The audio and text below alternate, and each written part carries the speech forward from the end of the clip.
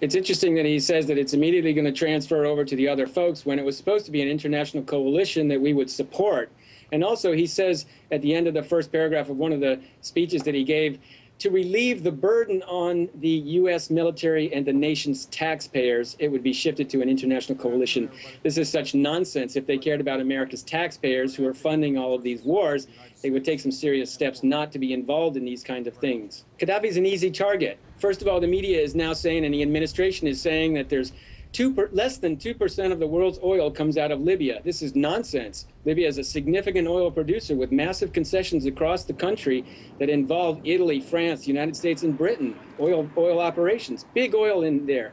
Gaddafi is an easy target. It's easy to take him out at this point because they knew that he was weak. He was weak because he had militias that supported him, and the U.S. had allowed these, and the coalition had allowed these rebels to generate a movement against Gaddafi, which included a very nationalist, popular uprising component. And then once Gaddafi rolled against these other forces, these rebel forces, to justify taking Gaddafi out by having already convinced the American public for the last 40 years that Gaddafi is the #1 terrorist, when, as you were pointing out, why Libya? When you've got massive terrorist countries being run by terrorist war criminals, including President Yoweri Museveni in Uganda and President Paul Kagame in Rwanda. So the argument that Obama made that this is a warlord running a country is just nonsense. They are definitely testing new weapons at this very moment. This is just another American illegal, discredited adventure in attacking people and calling it humanitarian and justifying on the basis that supposedly it's humanitarian, it's for the best of the world, but really it's about seizing control of Libya and making sure that any popular uprising in Libya is eliminated, and at the same time advancing our interests. Oil, defense, uranium, gold in Libya. These are big mineral concessions available. Could be quick, it could be the plan is and always has been to just go in there, send in 110 Tomahawks in the first set of bombing sorties and a bunch of planes and do some massive damage, and then pull back and say, okay, let's clean it up, France, let's clean it up, Italy, let's clean it up, Korea, let's clean it up, Japan. Oh no, sorry, we can't use Japan anymore. So it may be that there's going to be a protracted conflict here, which is also that's what the United States wants, another protracted conflict.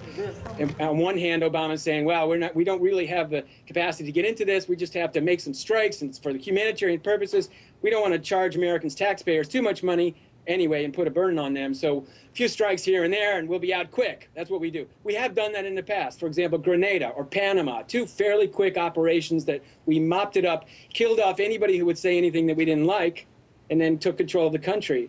And at the same time, we don't know. It could be short, it could be long. It's hard to say. If Algeria gets involved, if Egypt gets involved, if some of the Arab League countries get involved, and it's interesting to look at who they are, because some of them are very much in the American camp, like Somalia and Djibouti. Djibouti has one of America's biggest bases of covert operations in Djibouti.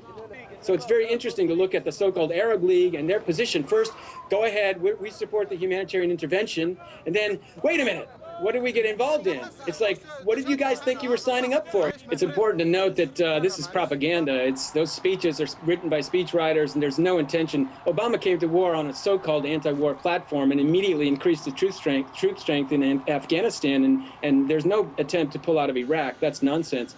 And remember, President Kennedy was assassinated because he scaled back our aggression. He started to talk to Khrushchev about the missile crisis thing, wanted to de-escalate the war in the world, and he was assassinated because of that, and because he was trying to pull troops out of Vietnam. And every president, many before and many after, have had a pro-war agenda. Well, I don't know if you call nationalism, American nationalism, sinister, but a lot of people in the world who suffer because of it would say that. What's really important to think about is the wars that have happened that people don't even know about, like the U.S. invasion of Uganda, 1980 to 85, the U.S. invasion of Rwanda, 1990 to 1994, the U.S. invasion of the Congo from 1996 to the present day, involving AFRICOM, involving military. This is about weapons sales, and the corporations that want to sell weapons need to have a market. And in order to have a market, you have to create a war. In order to have suffering, and in order to have humanitarian organizations, you have to have a market. So for suffering, we have